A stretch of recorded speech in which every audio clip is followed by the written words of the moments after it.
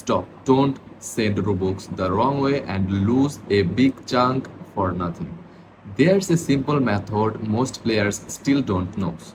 So today I will show you the easiest way to give Robux to your friends using the Game Pass method and a bonus method if you want to avoid the 30% Roblox tax. So let's get started.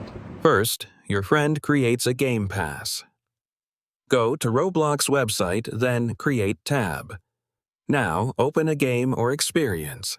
Then, click Monetization and then Passes, create a pass and name it Turn on Sales. Then, Item for Sale. Set the price to the Robux you want to send. Now, your turn.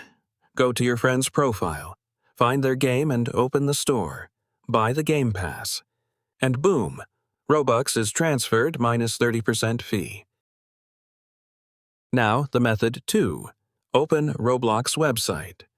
Then, go to your friend's profile. Where you want to send.